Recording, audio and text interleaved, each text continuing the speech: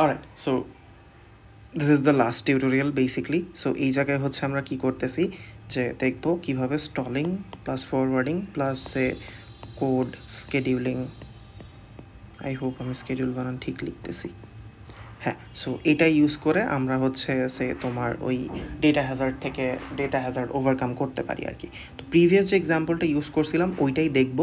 তো প্রথম কথায় আসি যে কোড স্কেডিউলিং দিয়ে বুঝায় এটা কি। তো কোড স্কেডিউলিংয়ের মানে হচ্ছে তোমাকে একটা কোড স্নিপেট দেওয়া আছে, তুমি এখানে ডেটা হ্যাজার্ডকে ওভারকাম করতে চাচ্ছ তোমার কোড সিকোয়েন্সটাকে রিঅ্যারেঞ্জ করে, ঠিক আছে।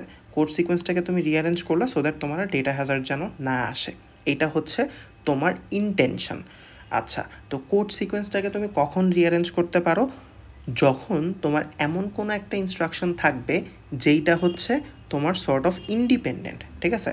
তুমি যদি এই 6টা লাইনকে খেয়াল করো, এই 6টা লাইনে প্রত্যেকটা লাইনে সামহাও তোমার ডেটা হ্যাজার্ড আছে, বাট লাস্টের যে লাইনটা এটাতে যদি খেয়াল করো এখানে কিন্তু তোমার কি বলে এখানে যে রেজিস্টারগুলো ইউজ করছি আমি অ্যাজ অপারেন্ড আর কি, যেমন একটাই তো ইউজ করছি অপারেন্ড হিসেবে X25 রেজিস্টারটা, এটা কিন্তু এর আগে কখনো এই জায়গায় ইউজ করা হয় নাই। তার মানে এই যে লাইনটা, এই লাইনটাকে তুমি যদি সবার শেষে এক্সিকিউট করো অথবা এই ধরো লোড আর অ্যাডের মাঝখানে ইউজ করো বা অ্যাড আর সাবের মাঝখানে ইউজ করো, যে জায়গায় ইউজ করো ও কিন্তু কোনো ইফেক্ট ফেলবে না, ঠিক আছে, তোমার কোডের মধ্যে, ঠিক আছে।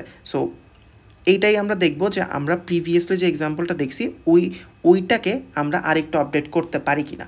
সো কোড স্কেডিউলিংয়ের দুইটাই তোমার হচ্ছে উদ্দেশ্য, একটা হচ্ছে আইদার তোমার কি বলে ডেটা হ্যাজার্ডকে অমিট করা, অর্থাৎ ডেটা হ্যাজার্ডকে সরাই ফেললাম, আর আরেকটা হচ্ছে আমার ডেটা হ্যাজার্ড আছে, ঠিক আছে। যেমন খেয়াল করো এই কেসে আমার টোটাল ক্লক সাইকেল লাগছে হচ্ছে 11টা। সো আমি এই জায়গায় এখন কোড স্কেডিউলিংটা অ্যাপ্লাই করে ট্রাই করব যে এই যে আমার 11টা ক্লক সাইকেল এটাকে কি আমি কমাইতে পারি কি না, কমায় আসে 10টা ক্লক সাইকেল আনতে পারি কি না, রাইট। সো এইটাই হচ্ছে আমরা ট্রাই করব। সো এখানে যদি খেয়াল করো আমার যে এই লাইনটা SRLI, এই লাইনটাকে যদি আমরা যেটা প্রথমেই বলছিলাম লোড আর অ্যাড ওদের মাঝখানে বসায় দিই, যেখানে হচ্ছে আমি একটা স্টল দিছিলাম, তাহলে কিন্তু তুমি খেয়াল করে দেখো আমার ক্লক সাইকেলটা কমে যায় না। সো এটাকে ধরো আমি সরাই দিলাম এখান থেকে, ম্যাম এক্সিকিউট এটা এটা।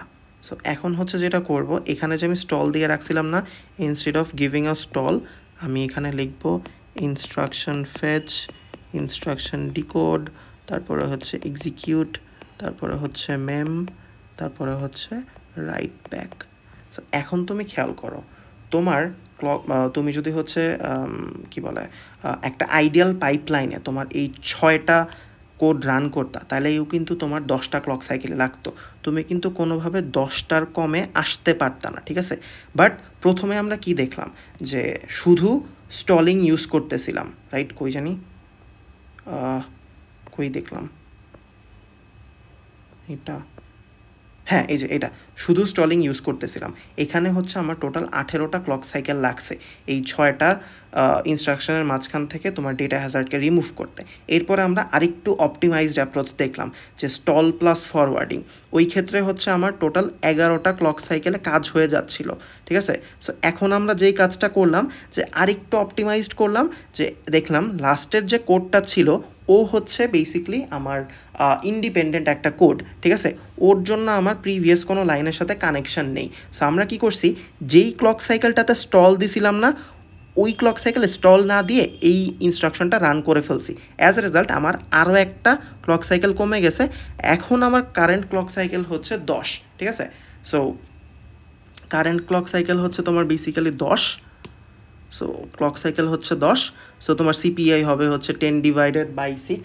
সো এইটাও হচ্ছে তোমার আরেকটু কম হওয়ার কথা প্রিভিয়াসটার থেকে, ঠিক আছে। সো এইভাবেই হচ্ছে গিয়ে আমরা সে স্টল প্লাস ফরওয়ার্ড, তারপরে stall plus forward plus code scheduling, এই অ্যাপ্রোচগুলো ইউজ করে আমরা হচ্ছে আমাদের ডেটা হ্যাজার্ডগুলোকে ওভারকাম করি আর ট্রাই করি যে হচ্ছে সিপিআই বা ক্লক সাইকেলকে যতটা কমে রাখা যায়, ঠিক আছে। That's it. আই হোপ তোমরা এক্সামে সব কিছু ঠিকঠাক মতো করতে পারো। আর পার্টিকুলারলি আরেকটা জিনিসের জন্য খেয়াল রাখবা, ঠিক আছে। স্টোর ইনস্ট্রাকশন যেটা আছে, সাপোজ স্টোর X22 10, তারপরে হচ্ছে X21, এরপরে ধরো তোমার এখানে অ্যাড আছে, তারপরে X22 আছে, হ্যাঁ আচ্ছা থাকুক, এরপরে x22 আছে, x21 আছে। সো এখন খেয়াল করো, এই যে আমার স্টোর ইনস্ট্রাকশনটা, ওর জন্য তো তুমি হচ্ছে ইনস্ট্রাকশন ফেচ ডিকোড ওইগুলো লিখলা 1 2 3 4 5 6 7 8, যাই হোক। So instruction fetch, instruction decode, execute, mem, তারপরে হচ্ছে তোমার রাইট ব্যাক লিখলা প্রথম লাইনের জন্য। এখন সেকেন্ড লাইনে আসার পরে তুমি দেখলা যে x22 আর x21 এই দুইটা রেজিস্টারের ভ্যালু আমার কোথাও আপডেট হয়েছে কিনা। সো অনেকে যেই ভুলটা করবা, আমি প্রেটি শিওর লোড ইনস্ট্রাকশনের মতো মনে করবা x22 রেজিস্টারের ভ্যালু প্রথম লাইনে আপডেট হচ্ছে, বাট অ্যাকচুয়ালি কি হচ্ছে, স্টোর ইনস্ট্রাকশনে হোয়াট ডু উই ডু, এই যে ডেটাটা এটাকে কপি করে এই দুইটার অ্যাড করে যে মেমোরি লোকেশন পাই ওই জায়গায় হচ্ছে উই স্টোর ইট। তার মানে x22 যে রেজিস্টার ওর ভ্যালু কিন্তু আমরা আপডেট করতেছি না, x21 যে রেজিস্টার ওর ভ্যালু কিন্তু আমরা আপডেট করতেছি না, এই ভ্যালুটা নিয়ে কপি করে একটা মেমোরি লোকেশনে স্টোর করতেছি। সো এখানে কিন্তু অ্যাকচুয়ালি আমার কোনো ডেটা হ্যাজার্ড নাই। So be very careful about it. এই জায়গায় আমরা x22 আর x21 এই দুইটা হচ্ছে অপারেন্ট, ঠিক আছে। সো তুমি কি করলা, প্রিভিয়াস লাইনে যা দেখবা যে এই দুইটার ভ্যালু আমার আপডেট হয়েছে কিনা কোথাও। এখানে আমার x22 এর ভ্যালুকে কপি করে বসাচ্ছি, ওর ভ্যালু কিন্তু আপডেট হয় নাই। আবার x21 এটার ভ্যালু ইউজ করে বেসিক্যালি আমি আমার ফিজিক্যাল অ্যাড্রেসটা ক্যালকুলেট করতেছি, মানে কি ওর ভ্যালু কিন্তু কোথাও আপডেটেড হয় নাই, তার মানে এখানে তোমার কোনো ডেটা হ্যাজার্ড নাই। So instruction fetch, decode, execute, mem, write back, ঠিক আছে। So be very careful about these small things আর কি। সো ফাইনালি আমার সাজেশন হচ্ছে চ্যাপ্টার 2 এর ক্ষেত্রে যে ইনস্ট্রাকশনগুলো কীভাবে কি রান হচ্ছে, কোন স্টেজে হচ্ছে তুমি ওর ভ্যালুটা পাচ্ছ, কোথায় রাইট ব্যাক করতেছো, কী করতেছো, এই জিনিসপত্রগুলো যদি তোমার ক্লিয়ার থাকে তাহলে you will be able to answer any question from this chapter. আর থিওরিটিক্যাল কোয়েশ্চেনগুলো তো আমি আইকেস ক্লাসে আনসার করছি। That's it, take care everyone and best of luck for finals.